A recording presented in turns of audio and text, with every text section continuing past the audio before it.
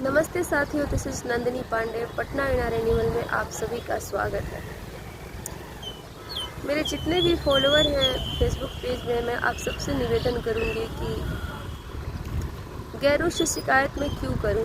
मुझे तो सिर्फ आपसे शिकायत होना चाहिए और आपसे प्यार होना चाहिए जो मुझे है। मुझे जितने भी लोग जानते हैं या जो भी थोड़ी सी सम्मान करते हैं, इज्जत देते हैं, वो मेरे अपने लोग हैं। मैं ये मानती हूँ कि आप मेरे अपने हैं और आप कहीं ना कहीं प्रकृति से प्यार करते हैं, नेचर से प्यार करते हैं, तभी आप हमसे जुड़े हुए हैं। हर रोज़ हम सुबह उठ करके गंगा नदी के तट पे आते हैं और यहाँ आने के बाद हम यहाँ पे जो भी चीज़ें उपस्थित है, जीव जंतु, पशु पक्षी, यहाँ तक कि चिड़ियों के लिए हम चावल ले आते हैं। यहाँ 50, 60, 70 की संख्या में डॉग हैं तो उनके लिए हम पेडिग्री इत्यादि लेके आते हैं। कुछ घोड़े हैं जो शाम को लोग यूज करते हैं और सुबह में रात को छोड़ के चले जाते हैं, चलते फिरते रहते हैं, तो जो कुछ उनके लिए भी हो पाता है हम ले आते हैं। जितनी हमारी सामर्थ्य है उससे कहीं ज़्यादा हम करते हैं।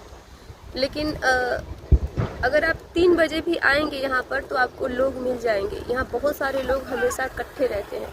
अभी आपको ढेर सारा बाइक्स जाते आते मिलेगा, बहुत सारे लोग जाते आते दिखेंगे। लेकिन दुर्भाग्य इस बात का है कि ये नदी इस देश की विरासत है, संस्कृति है और भारत की पहचान है। मुझे तब बहुत अफसोस होता है जब मैं यहाँ हर रोज आती हूँ और मैं शायद अकेली शख्स हूँ जो प्लास्टिक बैग बीनती हूँ या बोतलें हटाती हूँ।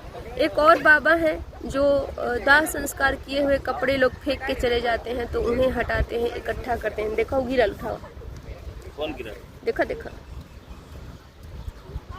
कुछ भी हुआ कचरा अपने घर का ले आते हैं लोग, यहाँ डंप करके भाग जाते हैं, चले जाते हैं। साथ में जो युवा युवती हैं उनसे निवेदन है कि प्लीज, आपको शायद हर पर्यटन स्थल रोमांस का जगह सूझता होगा, लेकिन वो होता नहीं है वास्तविक में। आप अगर किसी जगह को एंजॉय करते हैं तो आप अपने स्वार्थपूर्ण भाषा में ही समझिए कि जब यह स्थान नहीं होगा तो आप कहाँ जाएंगे।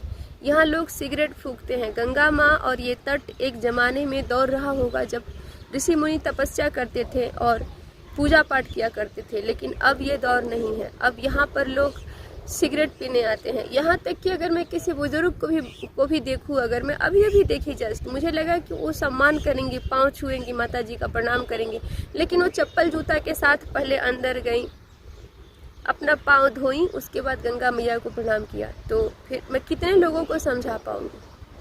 और अगर मैं अकेले करती रहूँ तो ये पहाड़ नहीं है दोस्तों कि दशरथ माझी की तरह तोड़ दिया जाए। ये गंगा जी का विशाल काय भूमि है, इसे एक व्यक्ति नहीं समेट सकता।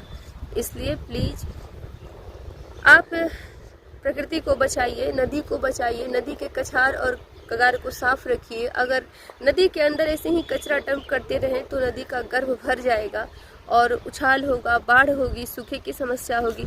ये सब चीज़ें तो बाद की बात है।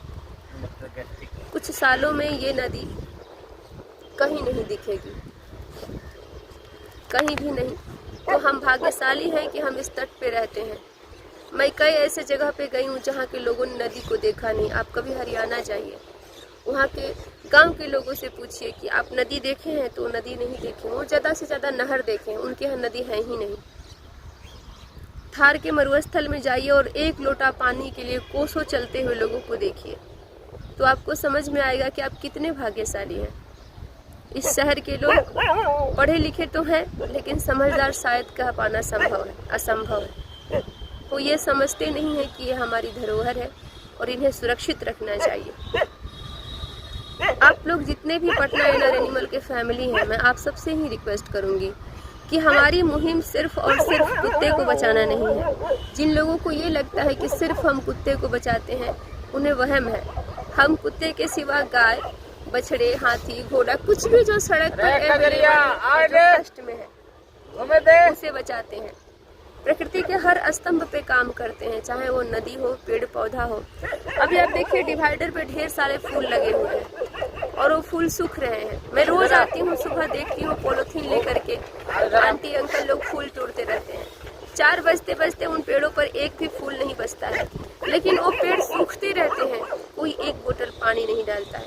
तो सिर्फ और सिर्फ स्वार्थ के लिए प्रकृति को शोषित किया जाए तो वो आपका साथ नहीं देंगी। एक दिन ये विभीषिका होगा जो आपके लिए, आपके समाज के लिए, मानवता के लिए बहुत बड़ा अभिशाप साबित होगा।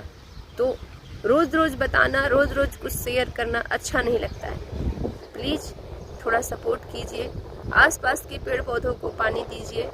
गर्मी बहुत हो रही है, जीव जंतु को भी पानी दीजिए।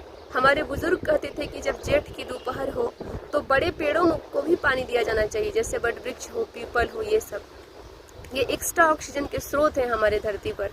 इन्हें थोड़े पानी की तब ज़रूरत होती है। तो अभी जेठ का महीना चल रहा है, प्लीज़ थोड़ा पानी दीजिए।